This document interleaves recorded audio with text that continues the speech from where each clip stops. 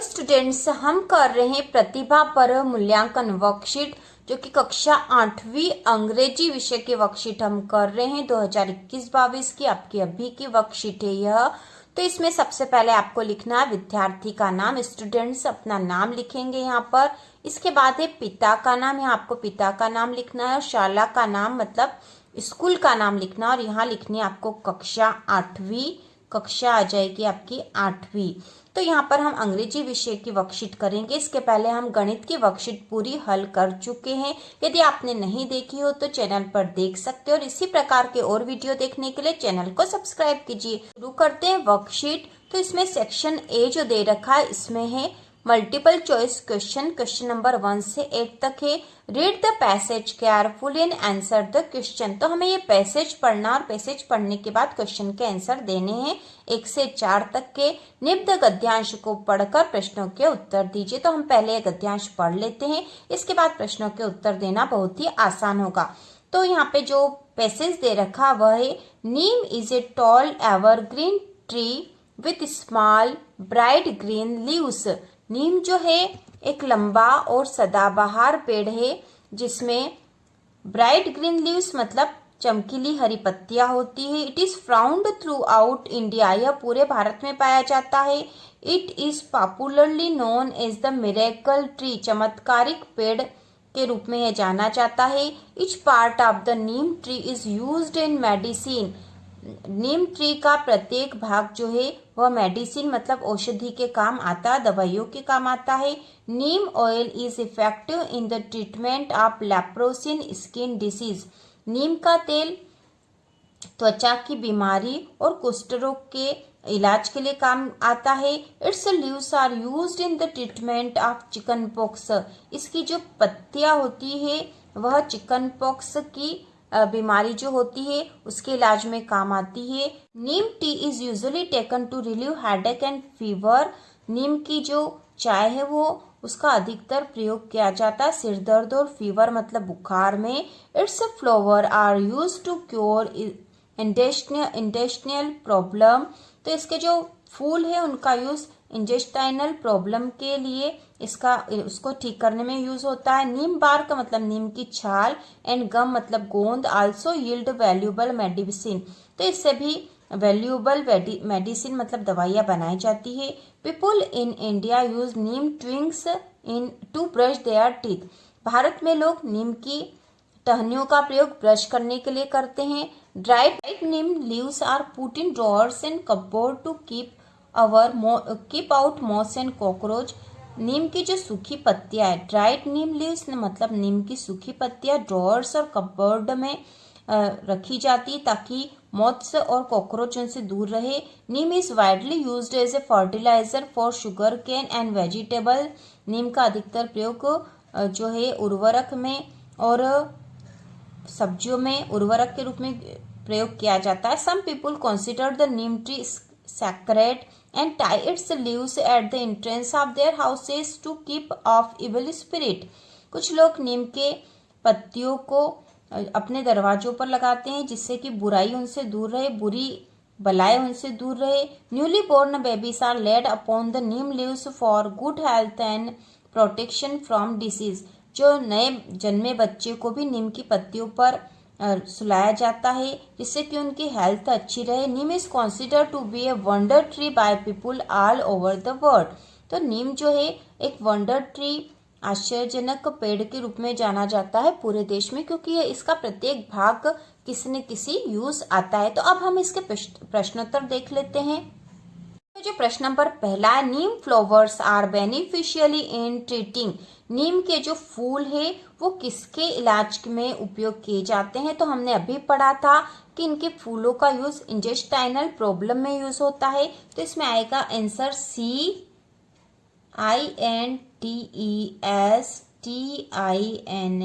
Intestinal PROBLEM problem. ठीक है, इस प्रकार से हम इसका आंसर लिखेंगे।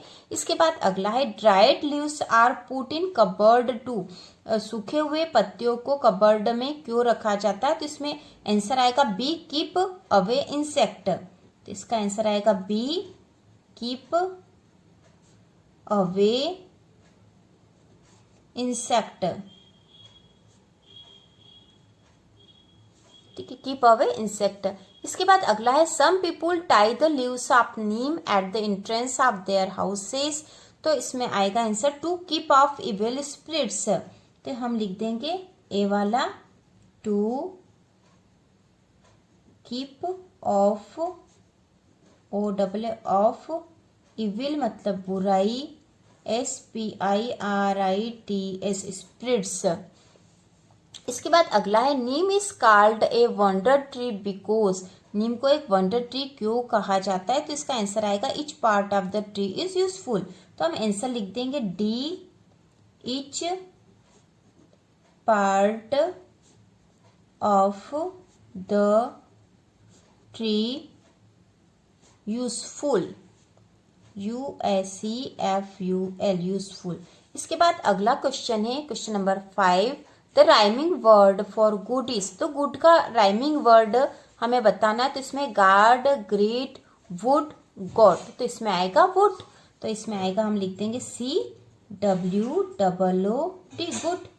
वुड, गुड का आ जाएगा वुड। इसके बाद अगला है question number 6, find the odd word and write. Odd word जो अलग है इसमें से वह ढूंढना है। तो यहाँ दे रखे हाउस, ट्रेन, बस, कार। तो यहाँ पे हाउस मतलब तो होता है घर, ट्रेन, बस और कार। तो ट्रेन, बस और कार जो है यह एक स्थान से दूसरे स्थान पर यात्रा करने के काम आ जाता है, जबकि हाउस इनसे अलग है। तो इसमें आएगा a house, house HOUSE house. इसमें आएगा ए हाउस, आंसर आएगा इसमें। इसके बाद अगला है question number 7, past simple form of the verb drink is. Drink का पास्ट सिंपल फॉर्म क्या होगा?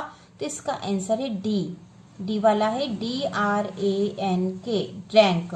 ड्रिंक का जो पास्ट सिंपल फॉर्म है वो होता है ड्रैंक। इसके बाद क्वेश्चन नंबर 8 है find the adverb and right. Adverb ढूंढिए और लिखिए। तो इसमें रियली, रियली, रियल और रियलिस्टिक। तो इसका एडवर्ब होगा रियली। तो हम लिख देंगे AREALLY, रियली। इसके बाद अगला क्वेश्चन है शॉर्ट आंसर टाइप क्वेश्चन है, क्वेश्चन नंबर 9 से 13 तक। तो क्वेश्चन नंबर 9 है right the comparative and superlative form of the given word. तो यहाँ जो शब्द दे रखे हैं उनके हमें कंपैरेटिव और सुपरलेटिव फॉर्म लिखना है। तो सबसे पहला इजी, तो हम इसका लिखेंगे EASY, इजी का कंपैरेटिव फॉर्म होगा इजियर, EASIER, इजियर। और सुपरलेटिव फॉर्म है EASIEST, इजिएस्ट। इसी प्रकार डिप, तो डिप का भी हमें कंपैरेटिव और सुपरलेटिव फॉर्म लिखना है। तो डिप का हो जाएगा डीपर, DEEPER, डीपर। और डिपेस्ट, DEEPEST, डिपेस्ट। इसके बाद अगला प्रश्न है which day comes between Saturday and Monday, write any one work that you do that day. तो यहाँ पर हमें लिखना है कौन सा दिन सैटरडे मतलब शनिवार और सोमवार के बीच आता है। पहला प्रश्न हमसे यह पूछा है और दूसरा पूछा है write any one work that you do that day. तो आप जो एक काम उस दिन करते हो वो लिखना है। तो पहला हम लिखेंगे विच day comes between Saturday and Monday. तो सैटरडे और मंडे के बीच में आता है संडे, SUNDAY, संडे। इसके बाद पूछा है, हम पूरा लिख देते हैं इसका answer, Sunday comes between Saturday and Monday. ठीक है, तो ये हमने पूरा आंसर इसका लिख दिया है। इसके बाद पूछा हमसे write any one work that you do that day. तो हम लिखेंगे I do my homework, I do my homework, HOMEWORK, homework that day. ठीक है, तो इस प्रकार पूरा आंसर हमने लिख दिया इसका। इसके बाद अगला है how are the days in the south during January. तो यहाँ पे हम लिखेंगे ये एक पोयम से क्वेश्चन है। The days are fine, the days are fine in the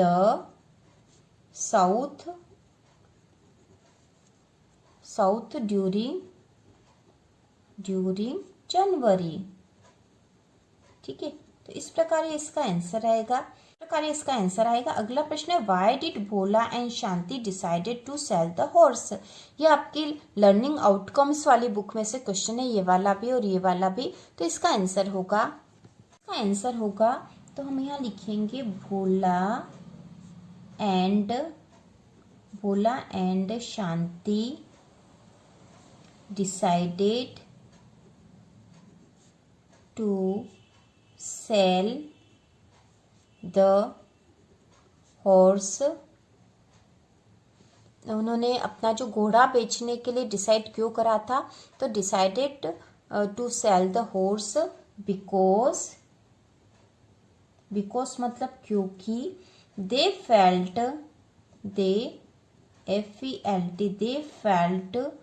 that it ate मतलब खाना, a lot of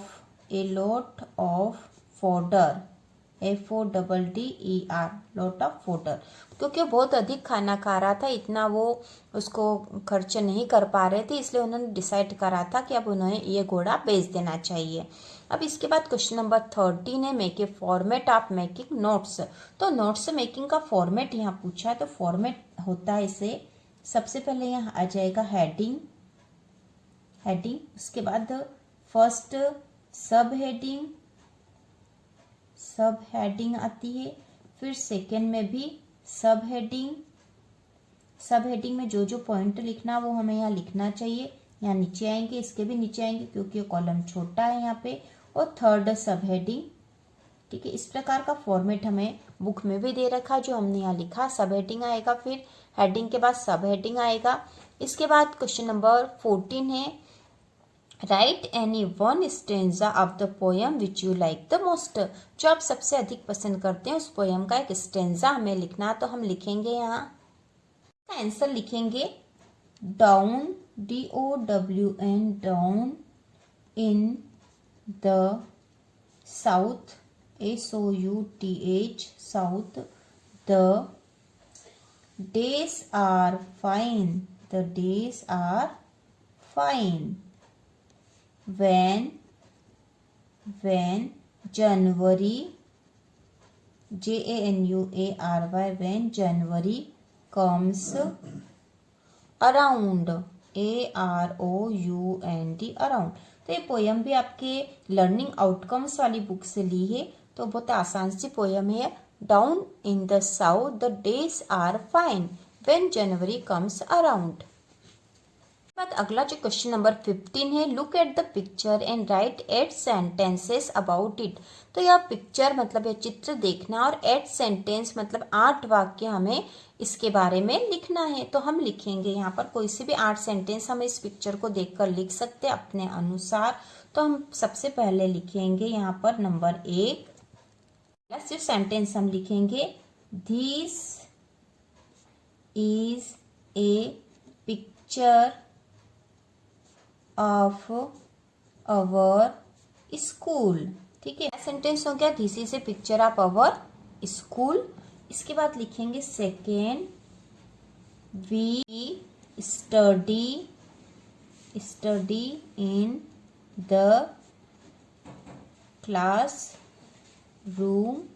third sentence, the teacher teach us Hindi, the teacher teaches us Hindi.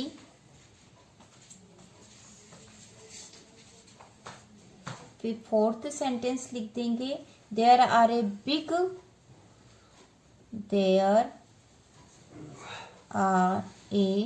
Big मतलब बड़ा, BLACK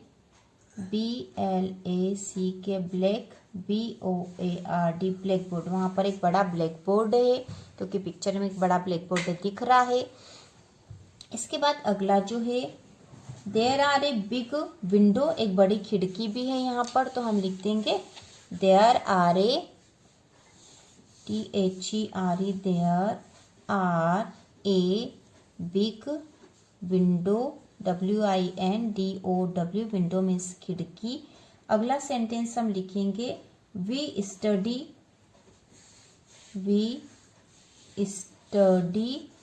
द बुक, हम book को study कर रहे हैं। इसके बाद अगला जो सेंटेंस हम लिख सकते हैं वी रिस्पेक्ट अवर टीचर, हम अपने टीचर का सम्मान करते हैं। और अगला हम लिख देंगे